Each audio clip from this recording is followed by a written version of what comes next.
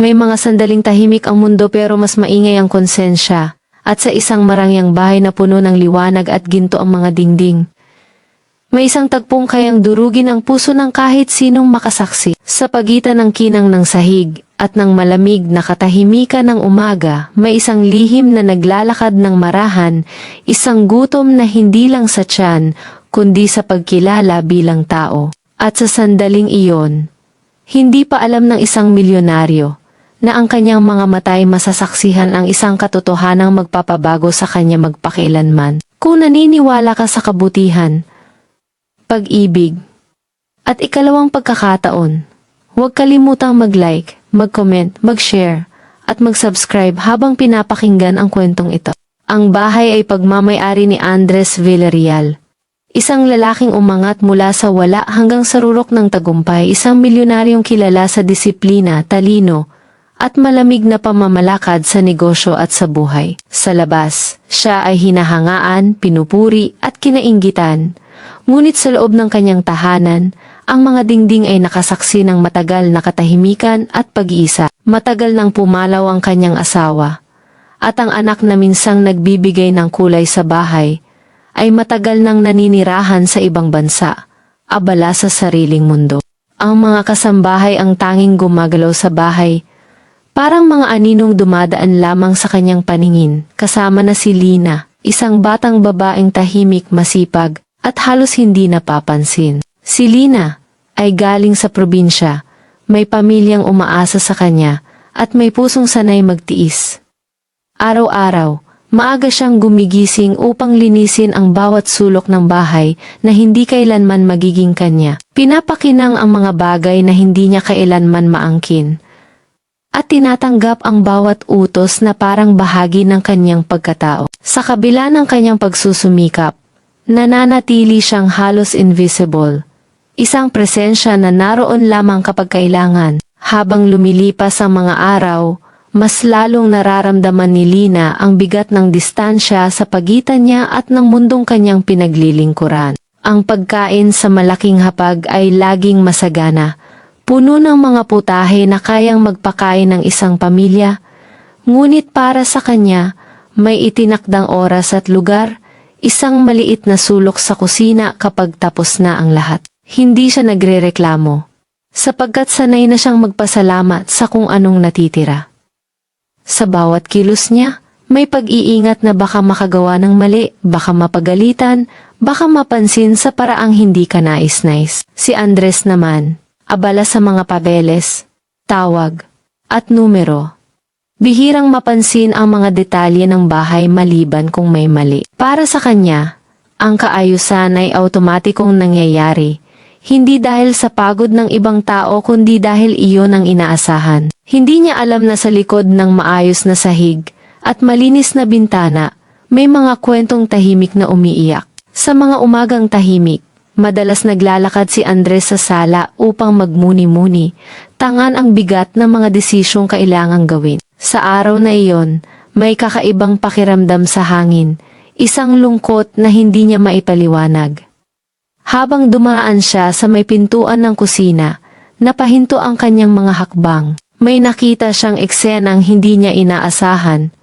Isang talawing tila, hindi nababagay sa marangyang paligid. Sa isang gilid, nakaupo si Lina, hawak ang isang pinggang may lamang tira-tirang pagkain, maingat na kumakain na parang may takot na baka may makakita. Ang kanyang mga mata ay nakatuon sa pagkain, ngunit may lungkot na hindi maitago.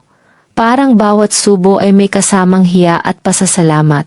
Ang sandaling iyon ay parang bumagal ang oras.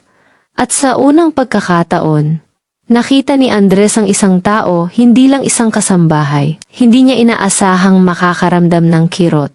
Isang biglang pag-alala sa mga panahong siya mismo ay walang-wala, kumakain ng kung ano ang meron upang mabuhay. Ang eksenang iyon ang naging sentro ng kanyang pagninilay. Ang imahe ng isang babaeng kumakain ng tira sa isang bahay na puno ng sobra, ay parang salamin na biglang inilapit sa kanyang mukha. Naramdaman niya ang bigat ng konsensya. Isang tanong na matagal nang nakabaon sa ilalim ng kanyang mga tagumpay. Kailan pa siya naging bulag sa ganitong katotohanan? Habang nakatayo siya roon, hindi niya namalayan ang pag-usbong ng mga alaala ng kanyang kabataan.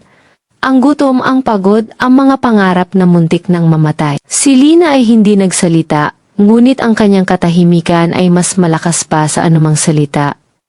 Ang kanyang simpleng kilos ay naging sigaw ng katotohanang matagal nang hindi naririnig ni Andres sa sarili niyang tahanan. Matapos ang sandaling iyon, nagbago ang takbo ng araw.